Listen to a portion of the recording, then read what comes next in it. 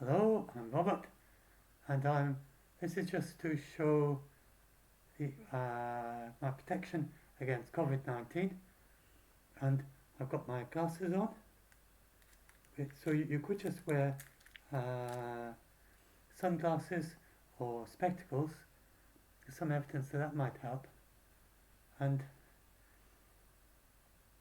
um, but I got some eye protection glasses, and I actually put a little bit of sellotape around them, like that, to kind of get it around the edges because mine didn't quite fit around my eyes properly. And I've got these badger clip things. So this comes off like that, and it lets you, it helps you get a really tight fit around. Put that over like that. If I can get it on again.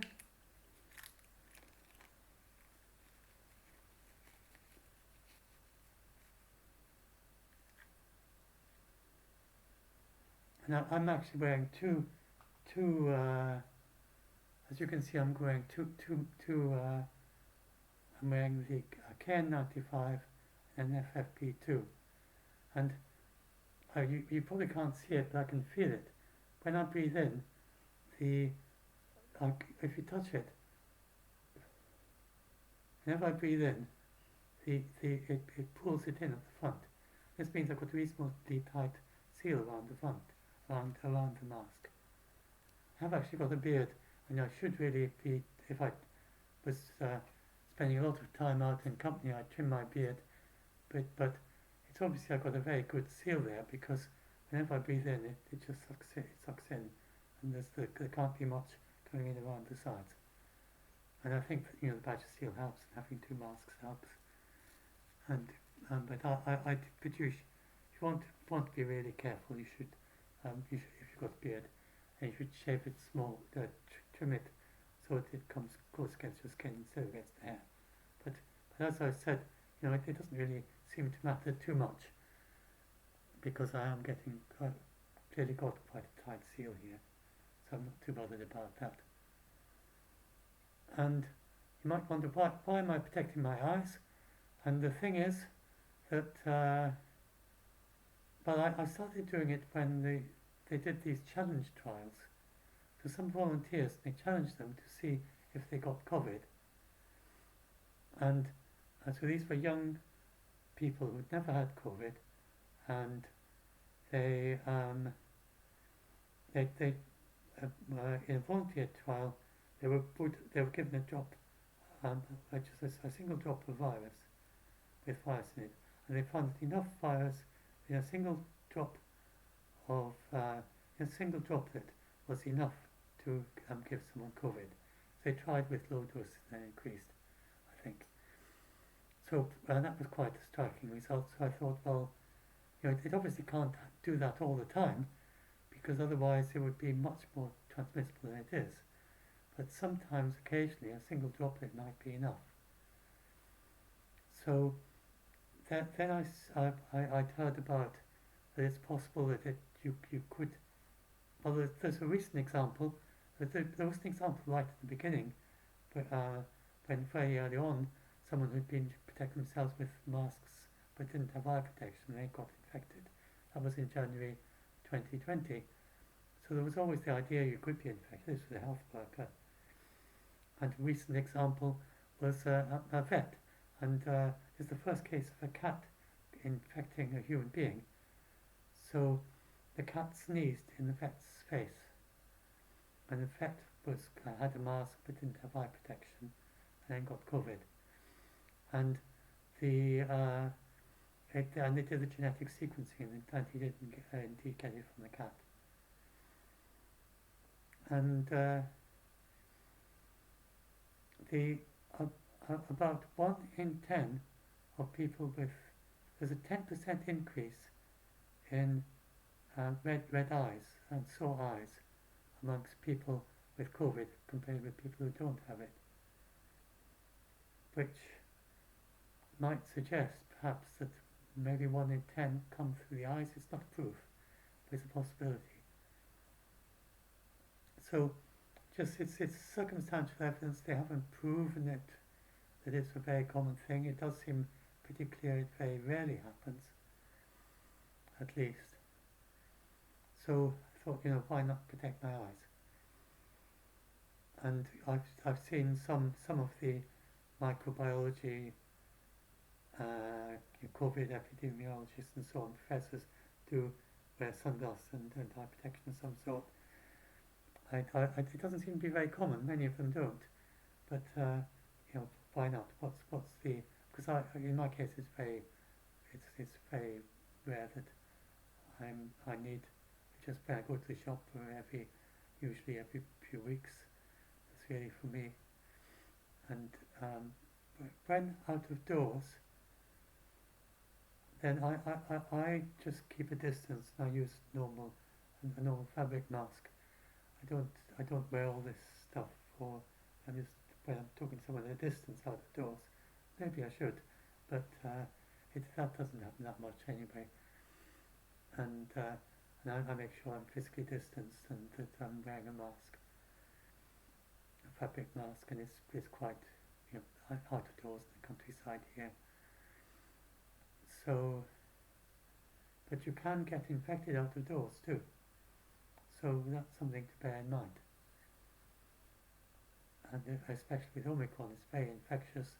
There's a microbiology professor who said that she's pretty sure she got it when talking to a neighbour when out with her dogs out of doors, because there's no other occasion on which she could have got it. So that was a pretty clear example. And you can definitely get it in shops. So if you want to be especially careful, that you could do all this. And you could go one more. You could put a face shield on as well. You could do. It's still worth washing your hands. I don't know. It might be. They're still not very. I don't think it's very good evidence yet. Either way, because the problem is that when you could get infected by surfaces, also times when you could infect it by just talking to people. So it's quite hard to disentangle the two. But it's good to. The main thing is that if you could touch things as much as you like with your hands, it's not a contact virus. It's not going to infect you through your skin. But the main thing is to wash your hands before you touch your eyes, nose, mouth, the mucous surfaces of them, especially. If you touch there with your hand, you wouldn't give yourself COVID, because it's only when it gets into the mouth, nose, or eyes that you can get it. So when I go out and when I go to the shops, and when I get back, I wash my hands thoroughly. All the things, all the different bits of it, like they showed you how you can do it in a video that Dr. Tedros and others showed. I follow those instructions to just wash my hands very thoroughly when I get back. And not personally, people say not the different way you need to do this, but just for the things that I'm going to be eating that particular the next few hours, then I just wash the package, the packing for them. In theory it lasts for a bit longer than that, but in practice it doesn't seem that it gets transmitted. It doesn't seem to be a mode by which the COVID is really getting transmitted much by the surfaces. But it's worth doing it. I do it just some people do it, some don't. Another thing about the masks is that even if there's some limited evidence, and they don't seem to follow this up much. Some things they don't seem to have very much published on, and one of them is it's not too much about this idea that wearing masks means you get less virus. It may well mean that you have less tendency to get the more severe disease if it doesn't affect you. And because that wouldn't be a surprise. It's quite common with viruses that they that that you have less tendency to have the severe disease if you get a smaller viral load. And there was some evidence with the original COVID anyway, from a couple of cruise ships, and one from they all wore masks, and another one they didn't, and the one where they all wore masks, then they seem to have less severe COVID. And there's been a few kind of things like that that suggest that it may possibly be an effect. And for instance, that in Asian countries where they habitually wear an awful lot of wear masks a lot, and that does this seems to correlate a bit with reduced severity. But it certainly isn't a total, it's not exactly like the most striking of results, but it might be an effect. And that's it really. Excuse me. Tickling the throat. And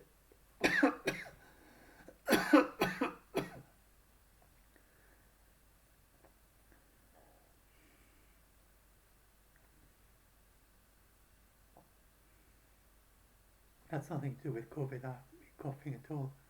Something got into my mouth, I think. Anyway,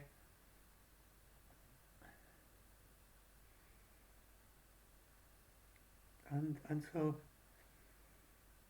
oh yes, and so the last thing is that if you are someone who doesn't wear masks or anything like that, and doesn't protect yourself at all normally, and if you decide, you just not be bothered about it, then do bear in mind that in the times when you are, if you go into a shop, or if you go into or if you're in public transport, then for you that be almost make almost no difference to your risk of getting COVID. You're probably going to get it anyway. If you don't take any precautions, you've got a high chance of getting it. With Omicron now, it's so infectious. But with some of the other people, in wherever it is you go, that might be their only time in the week or even the month when they have a risk of getting COVID. So it's a kind of gesture of kindness to other people to just have your mask with you and put it on when you're in a situation where you might give your COVID to other people. And that is a normal situation. That's regarded as normal, just politeness and kindness in Asian culture, and even not just with COVID, also with flu. If you have the flu, if you have symptoms of the flu, and you would wear a mask when you're out of doors. And with COVID, we know we're infectious even when we're asymptomatic a couple of days before we show symptoms. So you very and that's when you're most infectious, and a couple of days afterwards. So it's very likely that if you don't wear a mask and you get COVID, you might well be in multiple situations where you could infect other people. So this is something that just a gesture of kindness, and it can be good to, when you're in situations where the other people if you're in a situation with other people who are not taking any precautions either, and they're obviously not bothered about protecting themselves, then that's different. But if you're in a situation where some people might be, they might take great care, and some of them, I'm not vulnerable, I just do this because the reason I don't want to have, there's a tiny risk of dying at my age, and whatever my age is, I forget how old I am, I'm 22, I will be 68 this year. No, 1954. Yeah, 68 this year. I'm just coming up to 68. So at my age, but I'm double dose vaccinated and I had my booster, so my risk of dying is quite low. But it's not zero. It might be one, whether it's one in, it'd be less than 1 in 1,000, I think, maybe 1 in 10,000 or something. And then it's hard to know because I keep very fit, so probably less than that, quite low. But it isn't a very big difference between people who are very fit and people who've got. It's only a factor of two between being very fit and having an underlying condition. It's not really such a huge difference between being someone who's quite sick and someone who's very fit. You still can die of COVID. So there's a small risk, and I don't want to take that risk. And each time you get infected, there's a tiny risk, especially if you're elderly. So at my age, even if it's minute and being vaccinated, greatly reduces it, but it's not zero. And then the other thing is, there's a significant risk of long COVID. And for me, it's particularly, I don't want to get brain fog, because it'd be very difficult for me to do what I do if I lose my short-term memory. So things like programming, when I hope to return to doing some programming again, and especially the fact-checking. It'd be very difficult if I rely a lot on reading things quickly, remembering what I've read, and then going on and reading another thing, and I'd be much harder to do the fact-checking if I couldn't remember these things. I had to keep writing notes and then forgot what I've written down. And I could only remember kind of a few things at a time. Then that would make it very difficult to do my fact-checking, very difficult to write my blog posts. And another reason is that I'm working on an astrobiology paper, and which are a preprint that I want to submit to journals about Mars sample return. And it'd be very difficult to finish that if I had brain fog with difficulty of remembering what I said I was thinking just an hour ago or just a few minutes ago, which is what some people say that for instance, if they're going to the shop, they have to, or if they're doing something, they've got to write a little list of what they want to do because they keep forgetting. It's just like someone with Alzheimer's. You want to do 3 things, then you've got to write them down because you can't remember. So I don't want to get brain fog, and it could last for months. I'm not so bothered about the fatigue, although it would be a bit of a drag to really, not be very fit and not be able to do very much, not even to walk very far in a day. That would be quite a drag too. But it's mainly the brain fog, I don't want that. And the risk is, it's not huge, but it's like a few percent. And then every time you get COVID, you've got a few percent risk of long COVID, and then amongst those, some of those will have brain fog. I don't want to take that risk.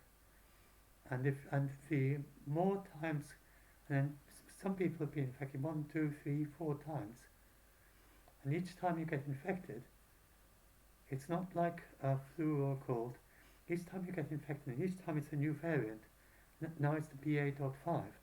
The BA.5 evades most of the immunity from the previous variants, and you're likely to get it just as bad as the previous times. Not slightly reduced because if you've been infected before, and reduced because of vaccination. Of course, you've been vaccinated, but it's every 3 months or so that it's coming in a new wave, and that seems to be long enough for people to lose enough of their immunity so that they can get long COVID again. So each time the infection comes back again, there's an increase in long COVID cases. And in the United Kingdom, it's now running at 2%. So 1 person in 50 in the United Kingdom currently has long COVID. And of those significant number, it's to the extent that they can't really work very well. So it is a risk that you're taking. If you don't protect yourself, then it's a small risk, but it's not a zero risk. And with the waves coming so often now, every 3 months, then it'll build up to a significant level of risk over a period of time.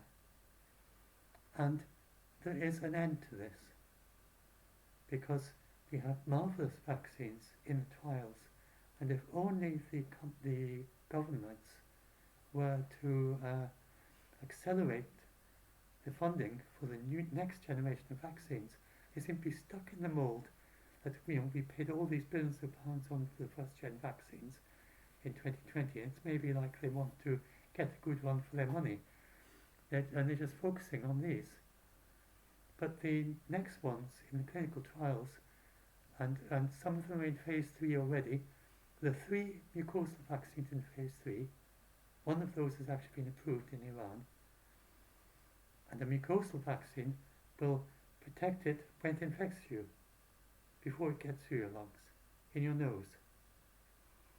It's designed to work there. You can't just take an ordinary vaccine and pop it into your nose. You've got to kind of work with it and change it a bit. But these vaccines you use them as a nasal spray, not injected into the nose, just sprayed into the nose. And these vaccines may well reduce the transmission a lot. Then and then you have the T-cell immunity, and so the vaccines that trigger T-cell immunity, and like the Gritstone Bio particularly, and this is very effective when people get a severe disease, so it may well greatly reduce severe disease. And then the much improved versions, the science has moved on a lot in the last 2 years. So the new antibody vaccines, like the normal antibodies, like Pfizer and Moderna, the next round of them are likely to be much more effective than those ones. They've got a more stable spike that can be stored at higher temperatures, and the spike is the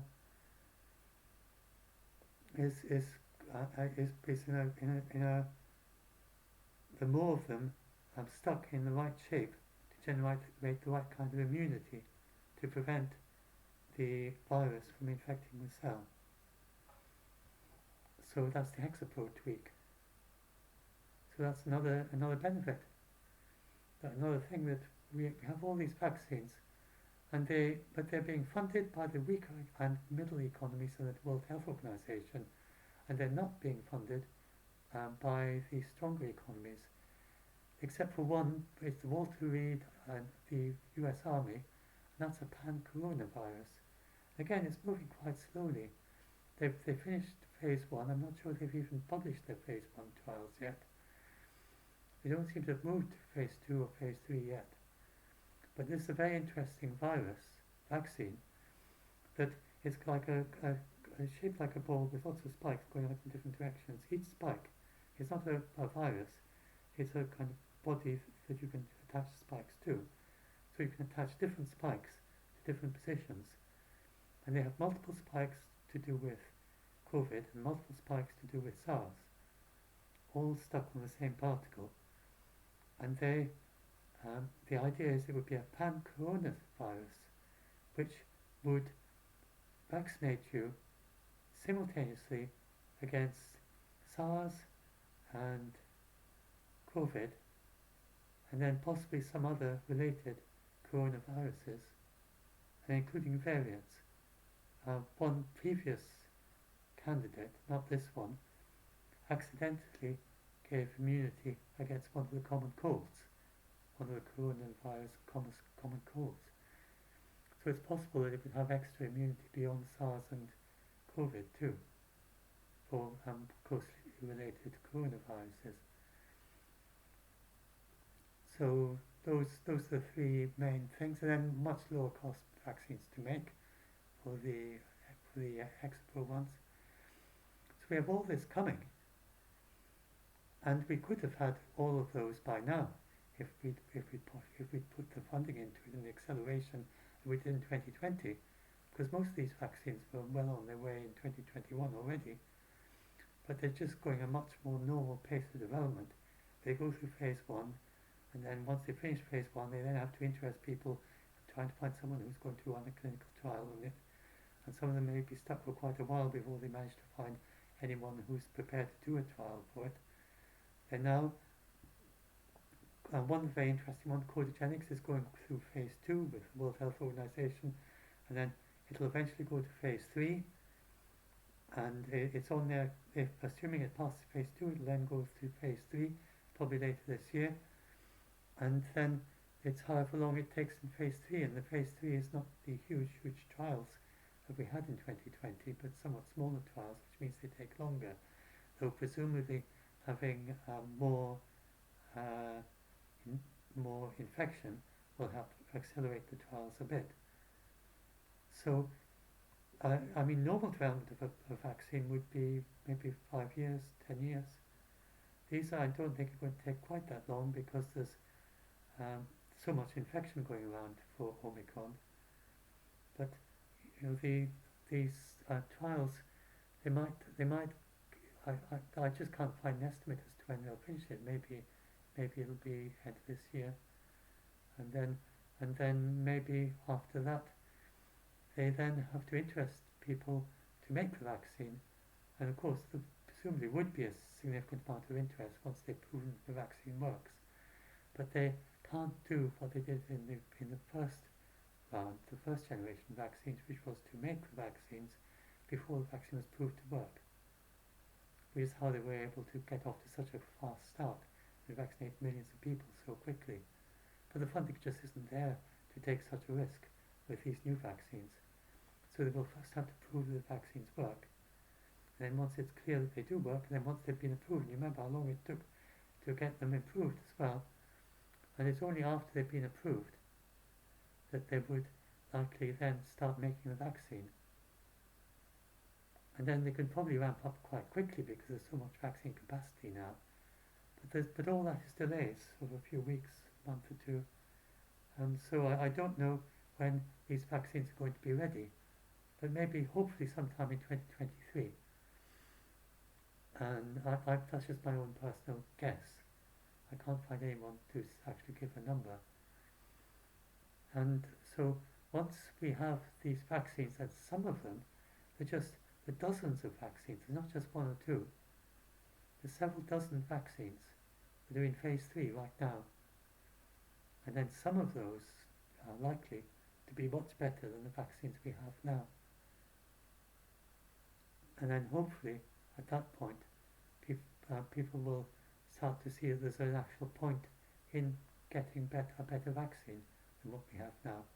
And unlike the situation in the 2020 to 2021, when the rich countries nabbed all the vaccine and the poor countries, it wasn't until months later and a year later was for some of them that the first vaccinations in the UK were in autumn to late autumn, I think, or winter, early winter in 2020. And then first vaccines in some African countries were nearly a year later. And when even today they still got problems, so they have plenty of supply now. But it's just there's so much stopping and starting makes it much harder for them to get the vaccination spread out to everyone. Well, with this next round of vaccines, they've been funded by the weaker and middle, most of them. So they will go to the weaker. They will probably be used by the weaker economies first, because they're the main ones who are interested, because they didn't get the first round so quickly, and some of them are still having problems kind of sourcing. They can source their vaccine, but they're the ones funding it, and the World Health Organization are funding it, and so this means some have got no patents, and some do have they're patent free. They're just saying we're not going to make any money from it, and then some of them they do have patents, but they do enforce their patents, but in a way that is totally a reasonable level of funding, low cost for the weaker economies, because many of them are actually developed by the weaker economies. So, and then it's a condition of a vaccine to go on the World Health Organization trials. There's got to be one that can be supplied to anyone. So we're not going to have that vaccine inequity, And we might even get a little bit of a reversal of the situation, that some of the very best vaccines may be used in the weaker economies because they are willing to approve them faster. Because the United States is very, very slow at approving new vaccines now. It's got Pfizer, Moderna. It's stopped using J&J. It's basically Pfizer, or I don't think it uses, or is it AstraZeneca? I can't remember. They're using, it's really, everyone is focused on Pfizer and Moderna. And I'm not sure if they're still using J&J. I think the United States has stopped using AstraZeneca quite a while ago.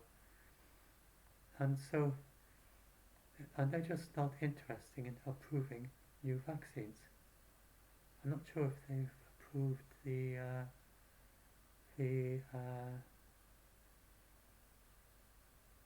what's it called?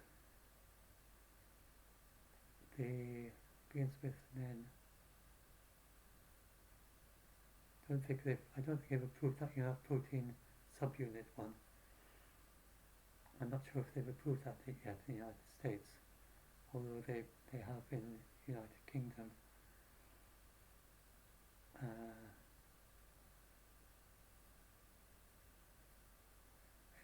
Anyway, so hopefully this does turn around, and we start getting both the stronger economies showing an interest, because they have so much more funding that they can throw at this, and they could speed it up still, and we could have these vaccines by the end of this year or something. And if they were to give more funding for the next generation of vaccines. So I'm quite hopeful in the long term that we can, like in a year or two, that we can make it so that it's quite rare, like with measles. So a really good vaccine, 95% effective vaccine, couldn't be as good as measles vaccine, and that would mean that we'd have hardly any COVID anywhere. It would just be a rare disease.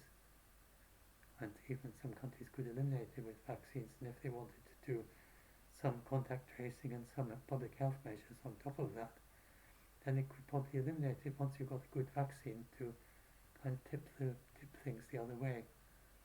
If you had a 95% or 90% effective vaccine, add on that with contact tracing and isolation and some public health measures, and you could probably again once more be thinking about eliminating it. Countries like New Zealand could, if they wanted to, eliminate it from their country, and do it without, because of the vaccine, you wouldn't need to use travel restrictions anymore. As long as you make sure that everyone who comes to your country is vaccinated with a very good vaccine, and then if you get an outbreak, then you would do the contact tracing, and then you'd have public health measures for a while, that sort of thing. And people wearing masks when there's an outbreak. So I think we might end up something like that. There's also the possibility that they find ways of treating long COVID, because there's been so much interest in this. And surely, it's a disease, it's caused in some way, there's some cause of it. And if you can work out how it's caused, there's a possibility you can treat it and find out why it's happening and how you can stop it.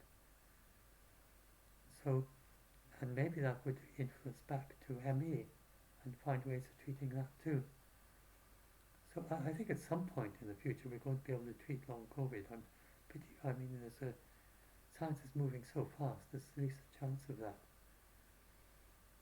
So, and then you've got the therapeutics, and the therapeutics we have so far are quite good, are pretty good for people who are vulnerable, and then there may well be much more by way of therapeutics too. So I'm quite hopeful for the future, and so it's a case of reducing your risk of getting infected now for a few months to maybe a year or two or something. I don't know if it's going to be as long as that. And So in my particular case, that's the equation that I'm doing, is that I'm just doing everything I can to avoid getting it. But for other people, then you weigh things in a different way. But even just wearing masks and taking some precautions will reduce your risk of getting COVID and mean you have it fewer times. So if you, instead of getting COVID with every single wave every 3 months, if you miss one of them, then that's one less infection, it's one less risk of getting long COVID, and it's one less risk of the very minute risk of dying, especially if you're elderly. So, and one less risk of the other complications.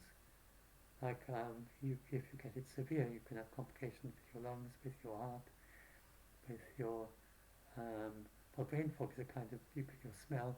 That's basically a brain thing, and your circulation, your what else is it? Anyway, I just almost most organs of the human body are affected in some way by in some of the symptoms of some of the people who get COVID can get some symptoms with that organ, or most of the main organs are in some way affected in a minority of people. So you're basically doing a kind of Russian roulette with the possibility of some possibly long COVID and possibly occasionally severe disease, which can have effects that may take quite a while to heal, of harming one or other body of your organ of your body, and then a tiny risk of dying, especially if you're elderly, or if you're very vulnerable. But it's more being elderly is the biggest risk of the risk of dying. So anyway, I'm quite hopeful in the long term, but that's why I'm taking these precautions. And if you want to be super careful, then you could do the same. And if you want to be very careful, then if you're sharing a house with other people, then it is possible to take precautions at home as well, especially if the other people in your house have got COVID. Then you may well be able to avoid getting COVID by taking these precautions. And if there's a big wave just starting up,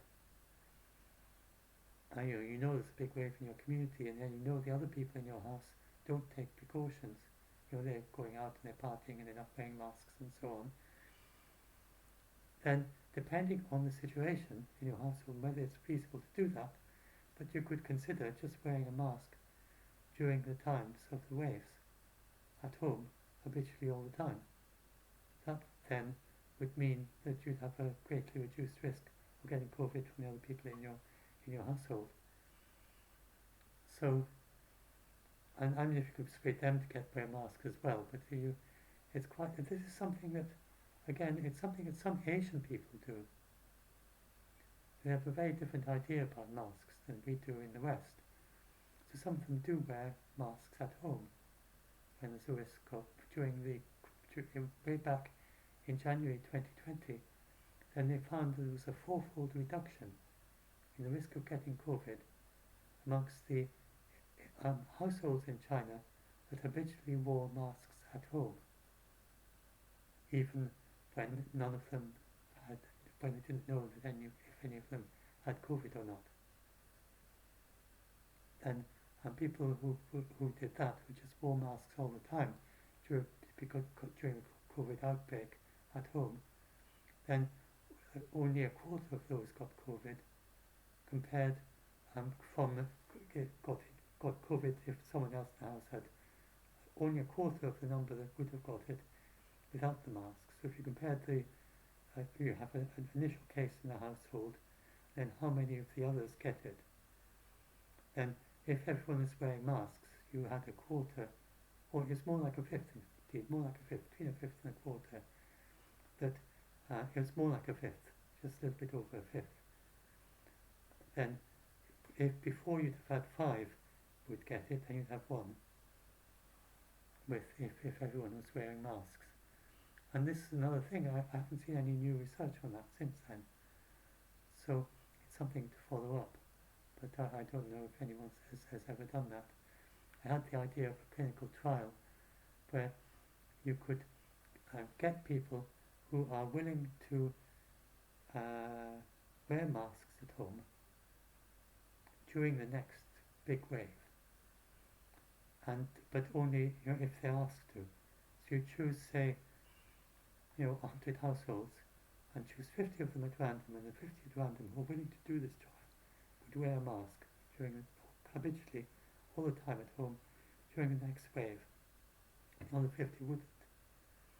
Then you would expect to get a quarter of the number of cases infected in the households, within the 50 households, then from the index cases, than you got in the ones that weren't wearing masks.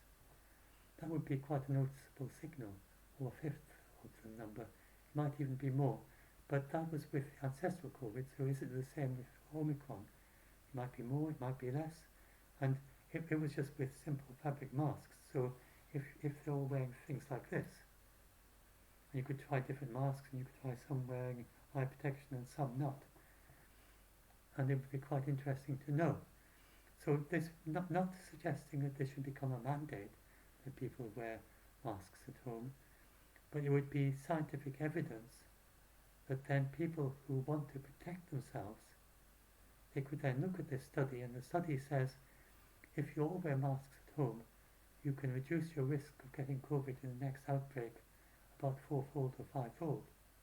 And then people and then if that was what they found, then if that was true, then some people, especially if they've got vulnerable people in their household, might well think it's well worth it to just for a few weeks to wear masks and to greatly reduce the risk of getting COVID during the next outbreak.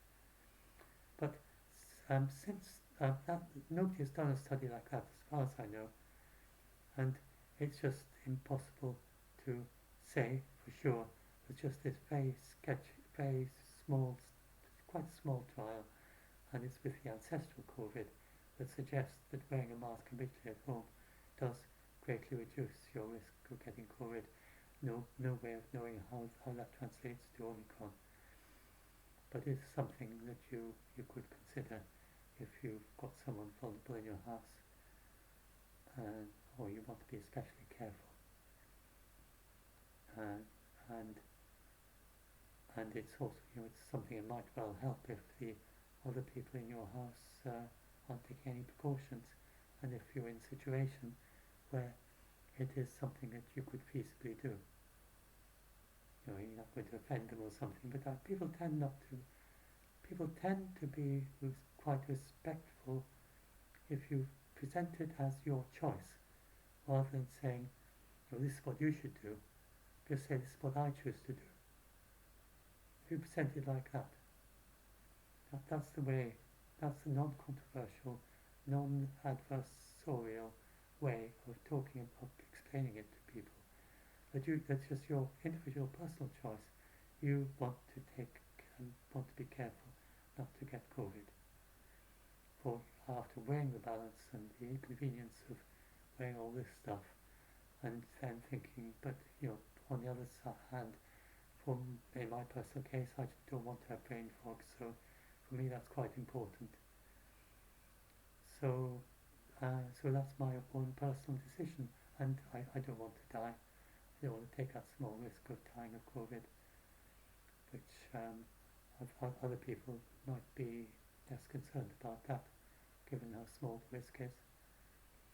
And so because I've got lots of things to do, and it would be a shame. So for me, it's a very small thing to do to just wear a mask once a month or once every 2 weeks. I go into the shop, and my risk is probably quite low, but with Omicron is so infectious that maybe it's not, there's probably a significant risk of getting it if I didn't protect myself on those occasions. As far as I know, I haven't had it, but I could have had it asymptomatically. It doesn't either way. And it could be that the mask, that I had it, but I had it asymptomatically because I was wearing a mask. That's not impossible. We don't know the evidence yet. Isn't in on that. So that's not a possibility. As far as I know, I haven't had it. It is also possible I had it, but asymptomatically. If that happened, that could again be because of my mask and because of taking precautions, washing my hands, and all these things. And just why not? It's basically about why not stack the dice in your favor. You're never going to achieve 100% protection, but if it's something that's important to you, this is a way you can stack the dice in your favor. It's like playing a game, and you've got stacked dice. You've weighted it, so it's much more likely to fall short with the sixes up or whatever you want to see. So why not do that? And so that's the way I see things. So anyway, hopefully this helps some of you.